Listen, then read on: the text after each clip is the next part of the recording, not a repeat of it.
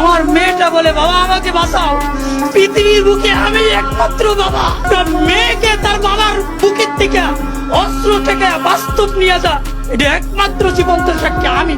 বাবার সামনে মেয়েকে জোরপূর্বক উঠিয়ে নিয়ে যায়, একদিন পরে ফেরত দিয়ে যায়। এখন একদল 14 মার্কার লোক ভিডিওতে কমেন্ট করতেছে মেয়েটার নাকি ছেলেটার সাথে সম্পর্ক ছিল, আরে এরা কারা, কোত্থেকে এলো? যেখানে মেয়েটা নিজেই বলেছে তাকে জোর করে তুলে নিয়ে গেছে। তারা আমার উঠায় নিয়ে গেছে, চুরি ধরে নিয়ে গেছে। যদি আমি না বলি তখনই আমার মেরে লাইব। 5 টাকার চা আর 7 টাকার সিগারেটের বিনিময়ে নিজের সততা বিক্রি করা লোকটাও এখন জ্ঞান দেয়।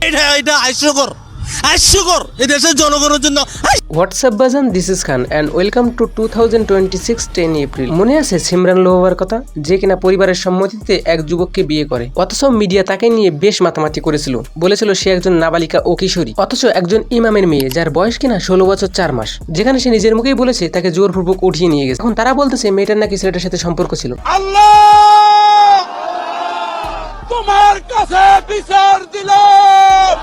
যদিও সম্পর্ক থেকে তাকে মেনে নেই, তাহলে কি আইন অনুযায়ী এটা অপরাধ ছিল না? যেখানে পেনাল কোডের নিয়ম অনুযায়ী ধারা 361-এ বলা হয়েছে গার্ডিয়ানের অনুমতি ছাড়া মেয়েকে নিয়ে গেলে কিডন্যাপ। সেকশন 24 এর নিয়ম অনুযায়ী মেয়ের বয়স নিম্নতম 18 হতে হবে। সেকশন 7-এ বলা হয়েছে 18 বছরের নিচে কোনো মেয়েকে বিয়ে করলে সেটা একটা শাস্তিযোগ্য অপরাধ। সেকশন 19-এ বলা হয়েছে যদি আদালত এবং দুই ফ্যামিলির উভয়ের সম্মতিতে বিয়ে হয় তাহলে সেটা কোনো ক্রাইম হবে না। পেনাল কোডের নিয়ম অনুযায়ী 506 একটা এগ্রিভাইটেড ইনক্রিমেশন এর নিজের শাস্তি 7 বছর পর্যন্ত। সেকশন 445 অনুযায়ী হাউস ব্রেকিং এটা একটা আরেকটা অপরাধ। অথচ আপনারা বলতেছেন এটা প্রেম ঘটিত সমস্যা। যদি এই ঘটনাটা আপনার বোনের সাথে হতো তাহলে কি এই কথা বলতে পারতেন?